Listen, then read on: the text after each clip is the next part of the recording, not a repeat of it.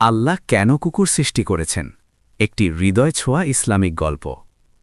আপনি কি কখনো ভেবে দেখেছেন যে প্রাণীটাকে অনেক মানুষ ভয় পায়, অনেকে ঘৃণা করে, অনেকে দূরে ঠেলে দেয়, সেই কুকুরকে আল্লাহ কেন সৃষ্টি করলেন?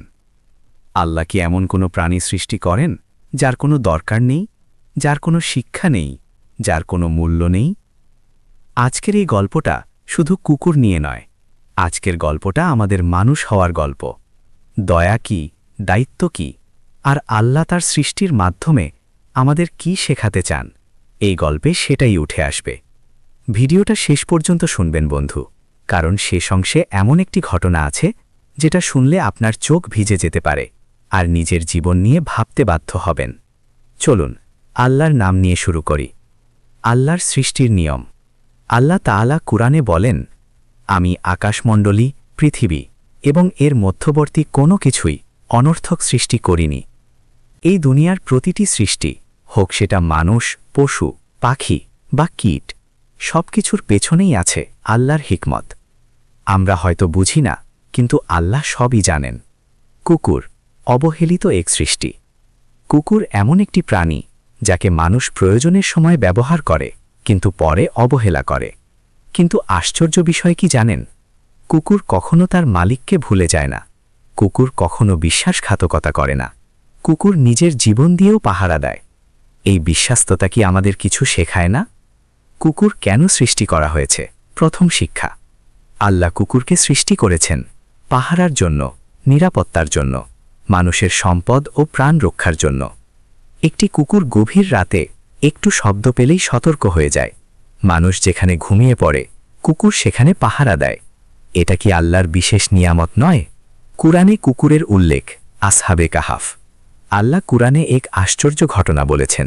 আসহাবে কাহাফ। কয়েকজন ঈমানদার যুবক জালেম শাসকের ভয়ে একটি গুহায় আশ্রয় নিয়েছিল। তাদের সঙ্গে ছিল একটি কুকুর।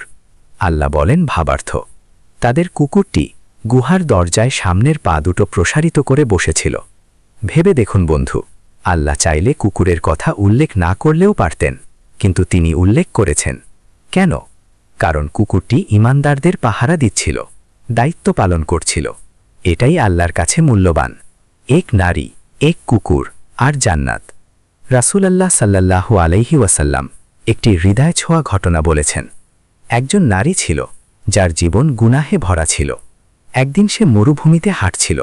হঠাৎ সে দেখল একটি কুকুর তৃষ্ণায় কাতর, জিহ্বা বের করে মাটি চাটছে।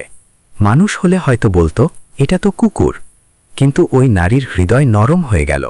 সে নিজের জুতা দিয়ে কূপ থেকে পানি তুলে কুকুরটিকে পান করালো। রাসূল সাল্লাল্লাহু আলাইহি ওয়াসাল্লাম বলেন, আল্লাহ তার এই দয়ার কারণে তার সব গুনাহ মাফ করে দিলেন। বন্ধু, একটি কুকুরকে পানি পান করানো একজন মানুষকে জান্নাতের পথে নিয়ে গেল। ইসলামে কুকুর সম্পর্কে ভারসাম্য। ইসলাম কখনো বলেনি কুকুরকে ঘৃণা করো। ইসলাম বলেছে পরিষ্কার পরিচ্ছন্নতা বজায় রাখো, অপ্রয়োজনে কুকুর পোষো না, কিন্তু দয়া করো, নির্যাতন করো না।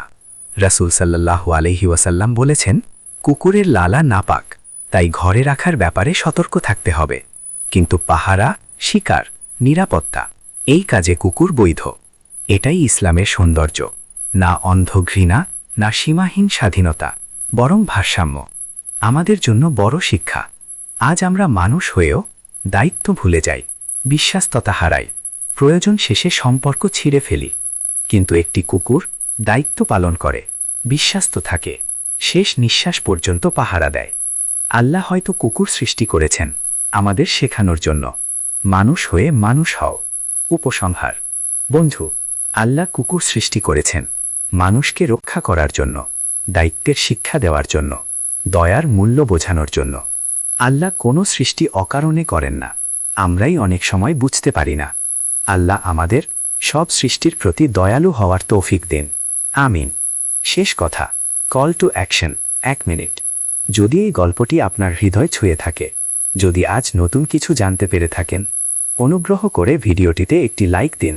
আপনার অনুভূতি কমেন্টে লিখুন। আর এমন ইসলামিক শিক্ষণীয় গল্প পেতে চ্যানেলটি সাবস্ক্রাইব করুন। আল্লাহ হাফেজ।